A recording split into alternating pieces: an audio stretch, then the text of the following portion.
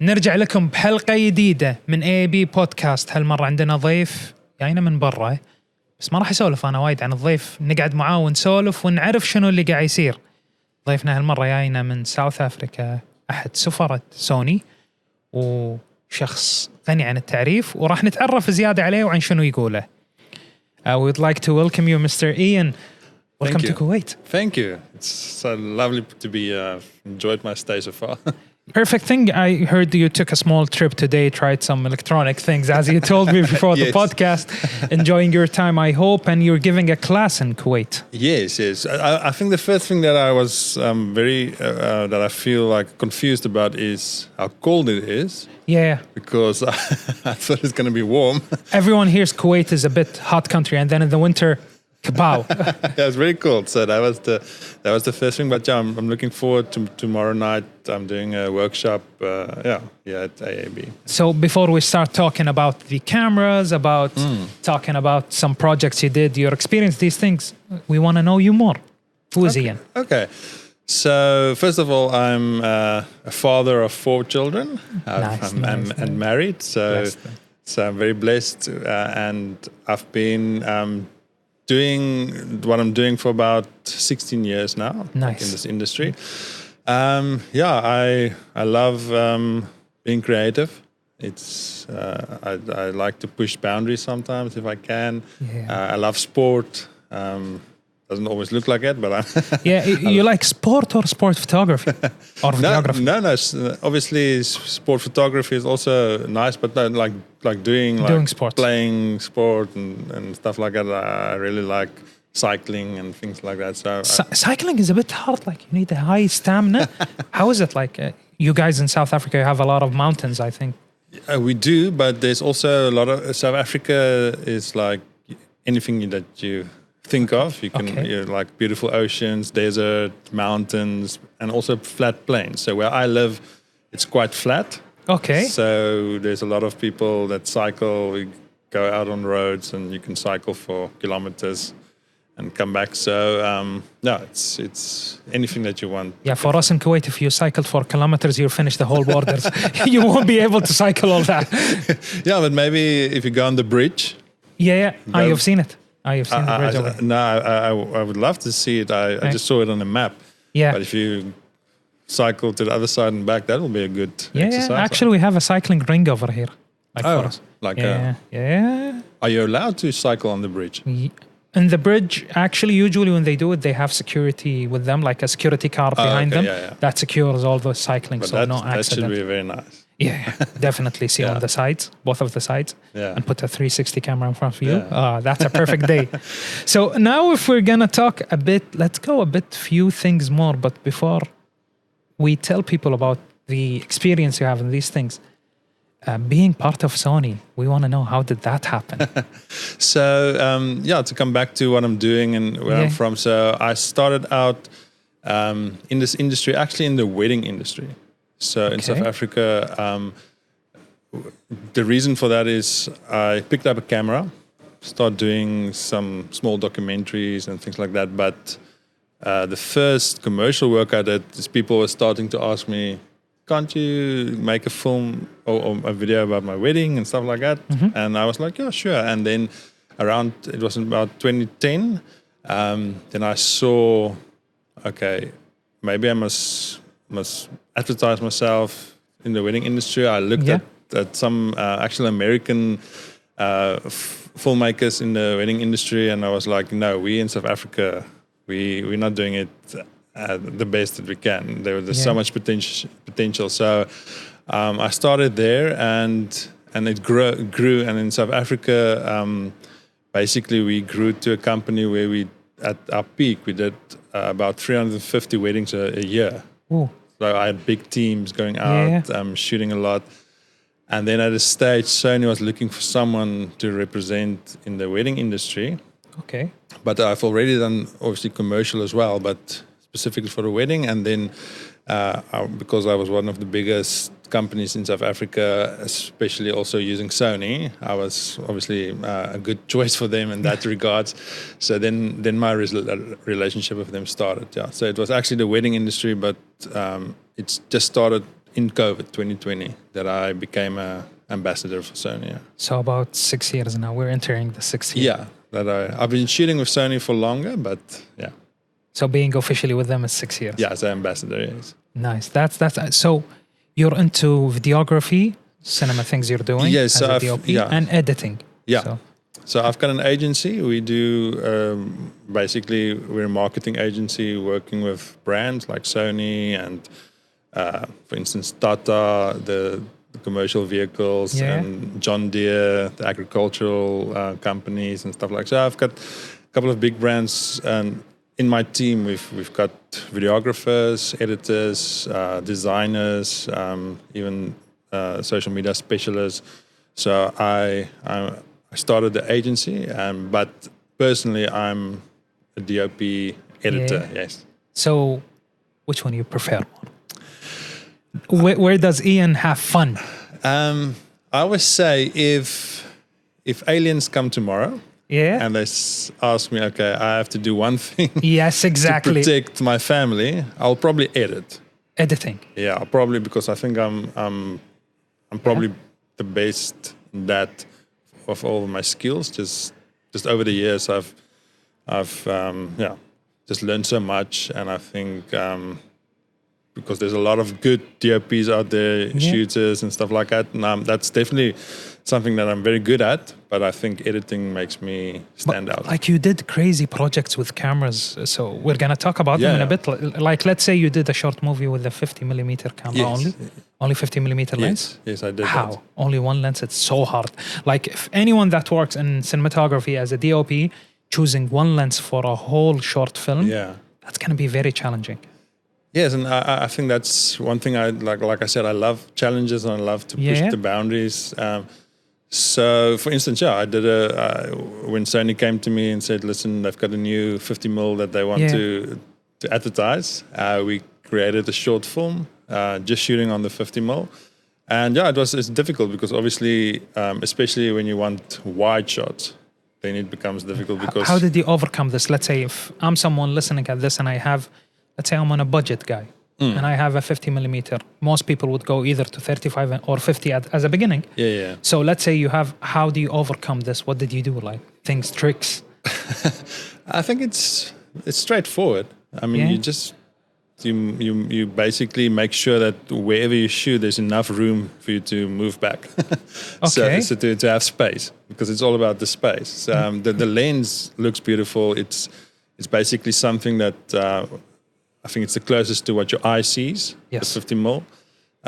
So it looks amazing. It's just, if you don't have enough space, then obviously, and if there is limited space, then obviously, and you can't move, and you only have that lens, then you have to think, how are you going to frame that shot to make it work in whatever you want. So I think the best thing a young up-and-coming person can do is actually buy a prime lens. Okay. And just use a prime lens by moving forward, moving back, because we get lazy with our zoom lenses. Definitely. So I think it's a great way to start, to learn how to see the angle, how to understand the frame. But it was difficult to shoot just with a 50mm, but it's one of my favorite projects, definitely. You tried a lot of projects. I've looked around and I was like, okay, let's see some challenges did he do? What did he do? And I realized your account, your YouTube, your places is screaming the camera is not what gives you the product or the film. It's the person holding it. Yes. You use different kind of cameras. You use different things, and you're giving cinema level. You're given, like, let's say the A7C project. Most people would go. I think you call the movie Leap. I think Leap. Yes, Leap. Yes. Leap. So if you look at Leap, you'll go like, okay, what did he do? How did he do that? And everyone, when they think about A7C, they'll think about travel camera, something for vlogging. And then suddenly, Ian, cinema level. How? What tricks did you use? What are things like if people are trying to do these things? Okay, so the A7C, the version 1, I mean the version 2 now is, I wish I had that when I did that. No, I think, first of all, you have to make something look good by the environment you shoot in and the lighting that you use. So if you can know how to manipulate light, then you can make any camera look good. So I think light is the trick. I think light is a trick, and emotion. So to work with subjects and characters that can bring out emotion, and you as a director or DOP, if maybe you're just shooting like a director and you're the DOP in one, how to get the emotion out of a person is very important thing to learn. And so I think in that specific thing we had a nice concept, and the actor was great. She was a good dancer. I think the music also plays a part to give the emotion for the viewer as well. So there's a couple of things that you have to look at, but mix and matching of everything you have. Yeah, and the last is is basically the camera and the lens. Yeah, it's the story always comes first. Yeah, and how you bring out and you knowing what's in your hand. This is definitely. We can see it in a lot of your projects. So, from all the projects you work, what was the hardest? Like the challenging. The hardest. Yeah. We want to know a story of this. So I think one of the hardest. There were two projects that stands out that's really hectic, and let me say the one was a project we did for DJI. Like this handheld. I think the Osmo 7. Osmo Pocket. Yeah, for the phones. So, okay. Yeah. So one of my friends, I think you guys know him as well, Jack Crawford in South Africa. Yeah. So we did it together. So my company, we did the production, and I was the director and the editor of but it was a global launch. That was hectic. The reason for that is that we had a limited time, and we shot in South Africa. But like for instance, in Cape Town where we shot, the weather was so hectic. So the one morning it was supposed to be summer, then it rains and it's cold, so it doesn't work. The other day we had to go under the mountains, but the wind was so strong that the whole gimbal was shaking. It wasn't working. So it was, I think in total we shot like 15 days, basically in a row. And out of that 15, I would say half of that, everything went wrong. Basically on each scene, something went wrong. So it was one of the most stressful moments. And I think also DJI is a very nice company, but they, if like for instance Sony, the guys I work with Sony, it's much more relaxed. They give you more like freedom, like to choose the artist you work with or the character. DJI is very micromanagement, in that sense, which is also, I mean, it's they can do whatever they want, but it was a lot of micromanagement, and so the combination of everything going wrong, and then also you're not sure if whatever the character is dressing now is fine. You must wait until they approve, but the shoot needs to go on. Needs to go on, stuff like that. That was very stressful. So I would say that's probably one of the most hectic challenges that I was part of. Yeah. So let's say if we take it the opposite, and we told you can choose only one camera and one lens to create whatever project you want. What camera and what lens? And we need to know why. What camera and what lens? Yeah. As Ian, what Ian likes. You don't need to go like, let's say, the top of the line, something that you would like. You'll feel happy holding. I mean, I've been shooting the last 5 years with the FX3. Okay. And I don't feel like I'm missing something at this stage. Okay. So it's a camera that, so anything in that line, I love it. The reasons I love it is, first of all, the stability that you get from the camera shooting handheld. Because although it's nice to have big setups and things like that, I love shooting like handheld, small rigs. So not over the top. And I think the FX3 is a brilliant camera for that. The low light quality, and obviously just the image quality as well. So camera-wise, that's great. Lens is tough because I love prime lenses. Yeah, it's just beautiful. And the latest like the 51.2. I mean, that's such a beautiful lens. I mean, so I would love just to shoot with that, but it's difficult because of the focal length. Yes. So practically, obviously, something like a 24-70 or 28-70 would practically, if I only had one lens, I'll choose that. But if I yeah. You got stuck with the lens thing. The lens is a bit difficult, yeah. So just out of a practical side, you have to have a zoom lens because... So you have the variety. Yeah. I think that's probably, if I have to choose, then I'll go for something like a 28-70 f2. And let's say if you have an open budget to do whatever you want, what is the project? What's the project? The Ian Dream project. Yeah, I think I've got one or two stories that's in my head, or I've spoken to friends, and even with Sony or someone else, other companies that I would love to do.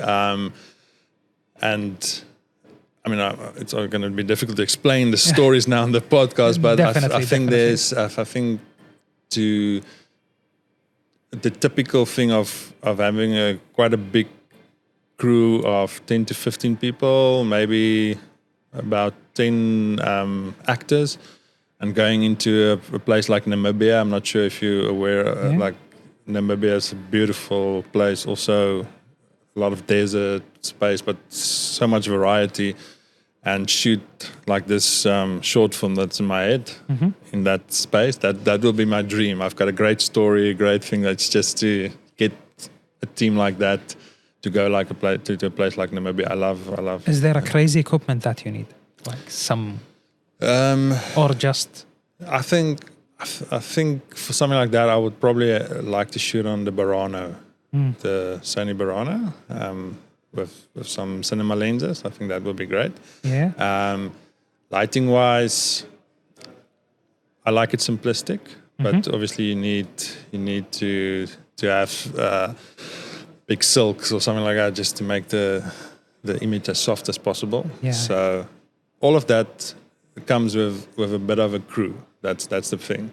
Yeah. Like you have to have people to help you. So my setup normally with smaller projects, we will be like 3, 4, 5 max, like on set, like on smallish, because we can handle it.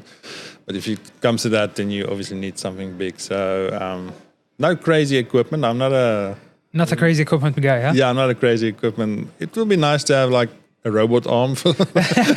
yeah. Oh, I've tried these things. They are crazy fun. Have you tried? Yeah, crazy fun. We have one in Kuwait over here. Oh. We tried it. Amazing. Something like that could be nice, but I don't have a story for that. It's just for nice. I just want to play with it. Yeah, I just want to play with it. Yeah. So since you said Burano, you tried flying a Burano. Is that right? Have I tried flying a Burano? Yeah, in a project. I think you did it. So yeah, I was part of the team that we launched the Burano. Yeah. And so what happened was we created a short film, and then there was also a documentary. Yeah. The documentary team took the Burano up. So I didn't fly it myself, but because I wanted to know how did it happen. No. In South Africa, obviously, I think in Kuwait as well, the drone laws are very strict. Yeah. So it was a company that's got all the licenses and things like that, and it's a heavy camera to lift. So it was a big drone. Specialized drones. Yeah. So I think it was also maybe I wonder if it was a DJ. I can't remember one of the bigger. But in any case, the point is, it's also a big crew that needs to be involved to lift the camera like that and make sure it's... And having that crisp shots from the sky? Yeah, it was great. I think the Burano is one of the most perfect cameras because of that, the versatility. It's cinema level compared to the Venice. Obviously, the Venice is the flagship, but you can... as a B cam, put the Burano with the Venice, and you can lift it up. You can put it on smaller rigs and stuff like that. Yeah. Since we're talking about cameras, let's have a bit, let's say, sneak peek to the people about the A7 V. Yeah. You shot in it. You did a video for it. And yes. You're talking in the class about it. So let's give people a bit hint about this camera. How is it? How good is it? Like things about this camera. Like we want to know more about it. I think if you go back in history, the A7, that model is almost like it's a very special model for Sony. So I think the A7, when it came out, it was revolutionary. I think even the A7 Mark II was great, and then the A7 Mark III. Yeah. I mean, that was the Controlled best. the market. That was the best camera, hybrid camera ever, probably in the market. And then when the A7 IV came, it was like, okay, people said, okay, there must be an upgrade, and it was. It just built it on that, and I think again, people were like, are we going to have open gate? Are we going to have this? And the upgrade is brilliant. It's like I've got an A7 IV, I'm gonna sell it, and I'm gonna get the A7 V because of the upgrade. It's not like all the bells and whistles, because there's a lot of competition, but it's like such a stable, perfect upgrade in that sense. And I think the one thing that stands out, especially on the video side, is the dynamic range on the A7 V. Yeah. It is mind-blowing. For a camera like that, when you work with it in post, like in DaVinci Resolve or something like that, it's beautiful. The dynamic range is great, and things like the autofocus is again next level and a step up. So the image quality, the dynamic range, autofocus, and then the stability IBIS. The camera is just also again that step up. So I think it's a perfect upgrade from the A7 IV. So if someone is, let's say, they're jumping from, let's say, any other camera and going to A7 V, they need to be, let's say, a cinematographer, a photographer, or just someone who's a hyper photographer or hyper videographer. Yeah, I think if you want, as a videographer, if you want beautiful image, then the A7 V coming from anything. I think I might be corrected now, but I think it's 15 stops or something like that on the A7 V dynamic range. Yeah. So I mean, it compares with the Burano Plus. I mean, it's literally, and you can see it. Like even if you put it against the FX3. So there's just a bit more in the dynamic range. So first of all, so you would love that. As a photographer, pre-capture, things like that, it's a brilliant photography camera as well. So I think there's a lot of things in that side that's an upgrade. So you won't be disappointed as a photographer. If you just want it for video, I think there's enough in it just for video as well. Yes, it will give you the perfect what you need. So let's say if someone is doing the Kenya trip, the one you did, and you take videos over there, would that be an enough camera, or you need something? Yeah, no, definitely enough. I think again, if you're doing video, that's something I will show the students as well. Is you can literally take that camera handheld, and with a zoom lens, you can sit still, and it looks like you're on a tripod. So it's crazy. You can have like if you're in the wild, then you quickly have to shoot out of the car or whatever, and you don't have a tripod. The stability in that camera is insane. I showed something. I was at a summit in Abu Dhabi end of last year, and I had a workshop, and I quickly showed the people, and I had to film myself filming just to show them that I'm not lying. I was just walking handheld with this camera, and it looks like a gimbal. It literally looks like I'm shooting on a gimbal. Nice. Because that's us. And obviously that also comes with experience. That's what I wanted to ask next. Yeah. Is it the camera or you? but someone with experience like me can make it. And I'm not the only guy that can do that. Yeah. It takes a bit of practice. But the point is the stability in the camera for video is insane. And I obviously for photography that will also help. Yeah. So since you said in your place sitting and you have to take the camera out and shoot, let's say if a situation happened and you're stuck in the mud.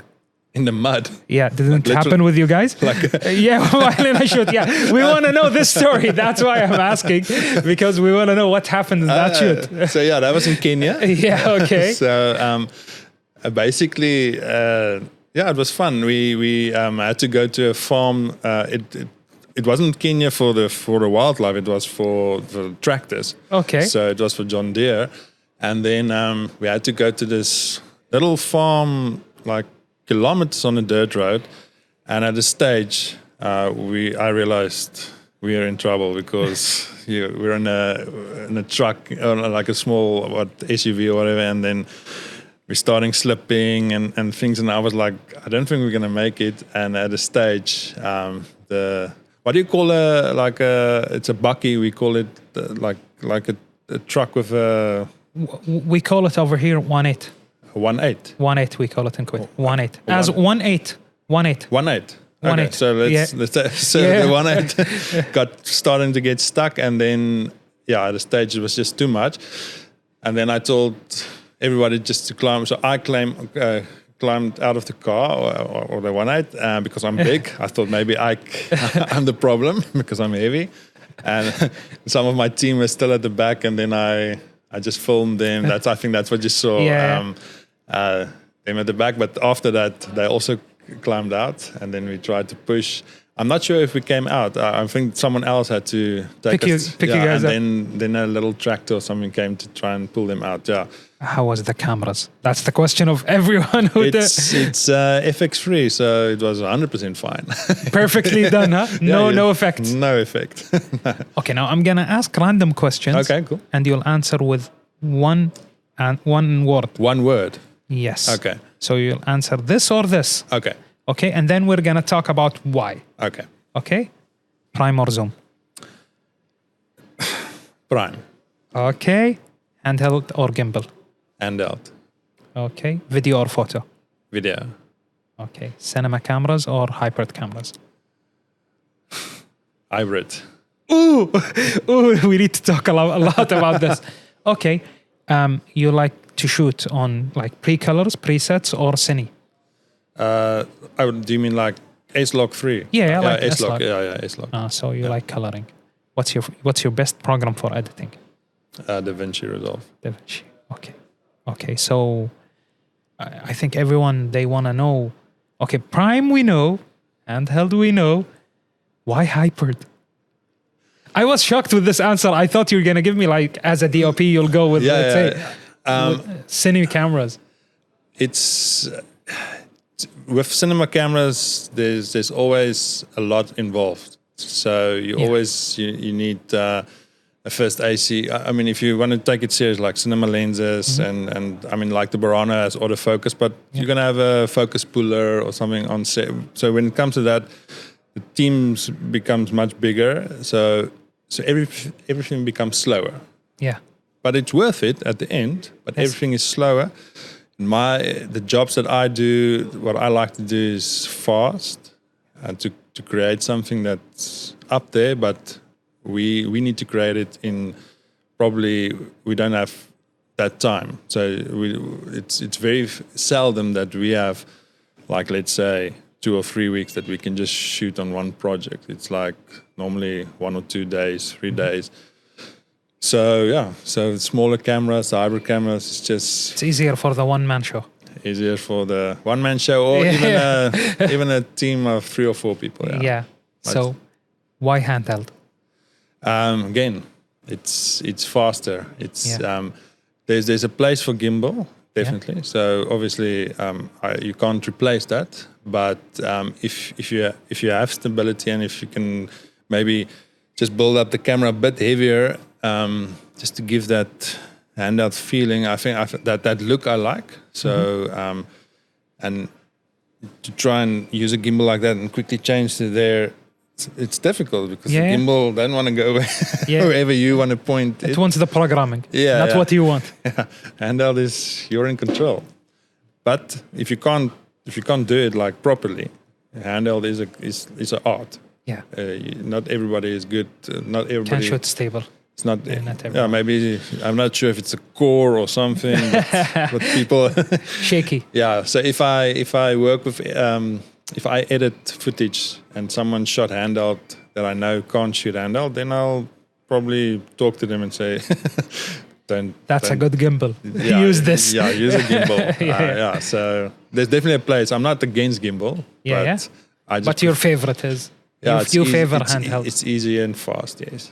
So why do you use DaVinci? I come from Premiere. Okay. And the biggest reason I moved was about 3 or 4 years ago. I wanted to. I'm not. I wanted to cut my wrist off. Like, I don't know if I can say that, but there was so much issues with Premiere at that stage. Like it was bombing out the whole time. And at a stage, I just felt that's also the time that I went over to Mac. So I was also always a PC guy. Yeah. I went over to Mac. That helped a bit, and then I started using DaVinci. And at a stage, I was just like, okay, let me just do one project in DaVinci, and from there, I'm hooked. It's obviously the color grading, but it's not just that. It's the stability, and I think when I work on Premiere now, I feel like whoa, everything is like not confusing, but it's because you can change your layout, you can do a lot more of Premiere in that sense, which sounds good. But now when you are a lot of editors working together, now I'm set up like this. I go to that guy and I'm like, what's going on here? Where is my buttons? Where's my buttons? So where DaVinci is more a bit of a structure. Yeah. So maybe that came with age, that I'm like, I just want everything to be at the right places. So and it's a powerful program. It's I love it. So let's say if we have young photographers, young videographers who are starting now, what would they get from Ian? Like, let's say, what do you recommend for them to do? Like starting out their business, fresh everything. People. Fresh people. I think if I could mentor someone, then there are maybe 3 things that I would like to teach them. First of all, and that's why I feel so embarrassed that I was a bit late today, is trust. If you can't, if people can't trust you, then they won't come back. The client won't come back. Or if you work as a freelancer for someone, or even at your job, they won't use you again. Or so if there's a young person coming into my company, the first thing that I want to teach them is, I want you to be able to go out to a shoot and be trustworthy, and you can represent me as a company. So that's something. Before touching the camera, there's something personal. You have to be trustworthy. I think that's the first thing. The second thing, if it comes to just technical things, is learn how to use music. I think music is such a powerful tool. Obviously, it has nothing to do with when you shoot, but if you're in the video world, even in social media, music is the thing that can grab attention. It's the thing that can create emotion. I mean, we're looking at this A7 V launch here at the back. That whole concept is based on the music. So it brings a feeling. It can bring the story to front. So that's one thing. A lot of young people or people that start out, they just throw in any type of music under the edit and think that will work. And that's such a speciality that you need to learn. And I think the last thing that I try to teach my people is to just think a bit out of the box. So especially with framing, when you shoot, why are you shooting this direction? Can't we change it to look more artistic, or just to not to be like boring? Try and get an angle or something that's just out of the ordinary. Not a copy paste from everyone what they're doing. But that comes last. I think first personality and then story, and music is part of story. Yes. So you heard it from Mr. Ian. Fix yourself first and then start the camera business. Yes, definitely. Thank you very much, Mr. Ian. It was a lovely, light podcast. I hope people go to your class, whoever saw it, and they'll learn a lot of things about media, about the cameras, and about these things. Yeah, thank you. I appreciate it. Yeah, I've got I've got a lot of experience with launching cameras. So I think we've done about 20 plus launches for Sony now in this last 6 years. So yeah, I'm very happy to teach people and show them what we do and why we do it. Yes. Thank you. Thanks a lot for the podcast. Appreciate it. يعطيكم العافية ونشوفكم بحلقة جاية.